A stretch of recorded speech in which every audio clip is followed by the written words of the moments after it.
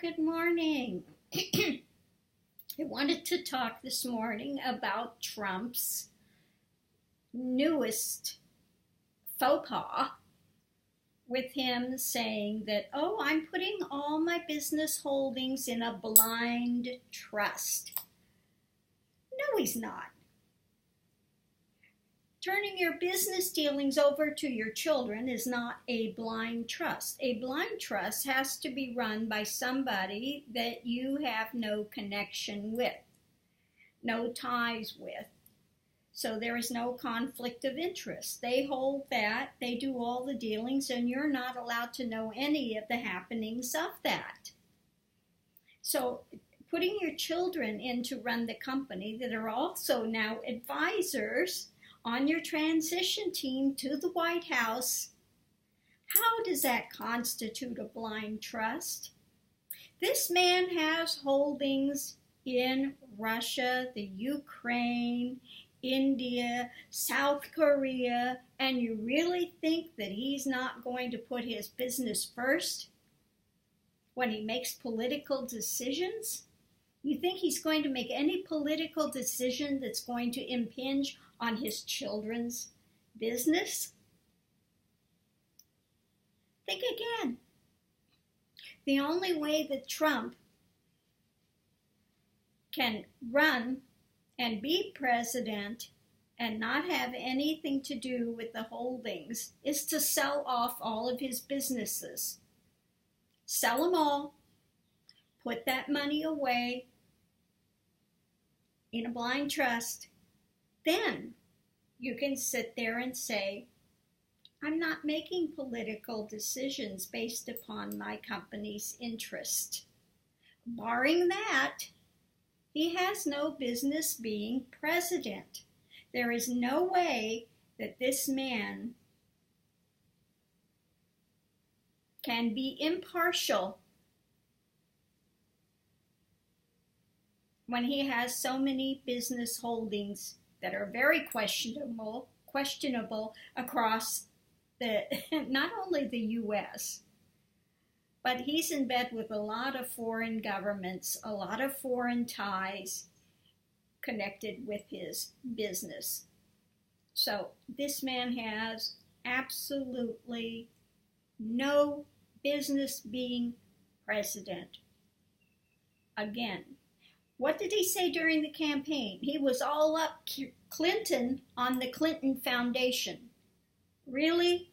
If she becomes president, she needs to close down that Clinton Foundation immediately. But all his business holdings, they can be run by his children, and that's okay. That's not a conflict of interest at all. But the Clinton Foundation, now, we're not having any of that because she's in bed with foreign powers. Okay. Let's look at a little list to see if I can find it here. Some of the places that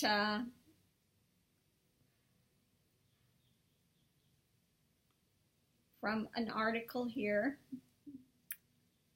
So there's the South Korean Engineering and Construction Company that Trump's allied with, which would stand to benefit greatly if President Trump followed through with his suggestion that the U.S. government should push South Korea and other Asian countries to acquire nuclear weapons to aid in their defense against North Korea.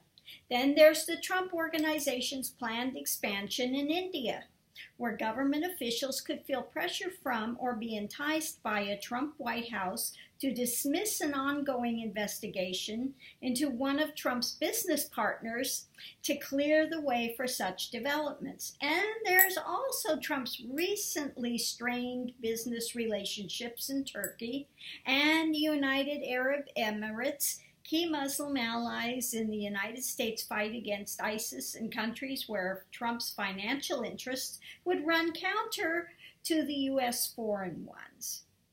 So Newsweek's list goes on. Trump has potentially problematic business dealings in Russia, Ukraine, Azerbaijan, all of which are detailed in the magazine, as well as China, Brazil, Bulgaria, Argentina, Canada, France, and Germany. Okay, I'm just saying. And he was, again, all up Clinton's ass about the Clinton Foundation needing to be shut down if she became president.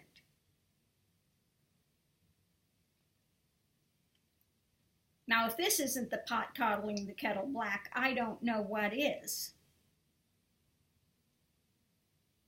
I'm sure that Trump's interests in his business have a lot more far-reaching consequences than did the Clintons' foundation.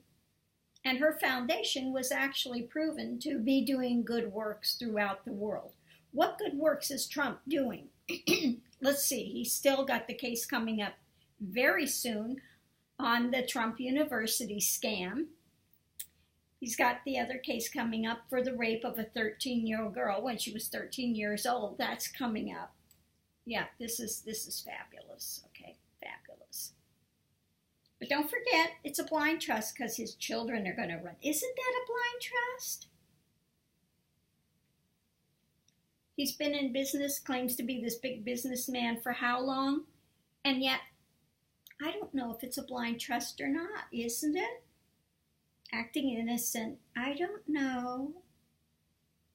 If you don't know, you have no business being president again. And you do know. And once again, you're trying to con the people, just like you conned them the whole election. Just why, and this is why we need to repeal the electoral vote system. We need to bring in, we want the president we elected. We elected Clinton,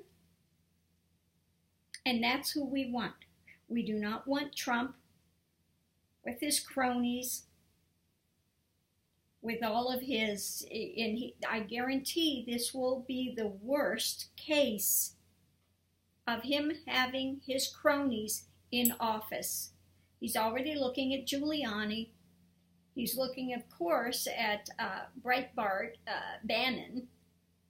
That's just what we need. The alt-right in a position of power in the White House. Perfect. Perfect. So yes, people are out in mass protesting. We need to continue to protest. We need to continue to sign these petitions. We need to really be up their butts about the when they go to the electoral votes in December, okay? And to get them to vote in Clinton like the popular vote has voted for. They can still do that, you know. The electoral votes have not been fully cast until December. That's why he's president-elect. He's still not quite there. They still haven't cast their votes in the Electoral College. They do it in person in December.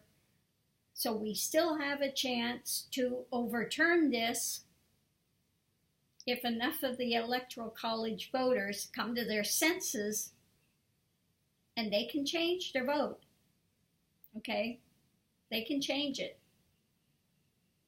and put Clinton in office like she should have been from the beginning. So I will leave this here for now. If you haven't done so, please sign the petitions to change the Electoral College and to get Clinton in office. Please, please, please get those signed. It is so important.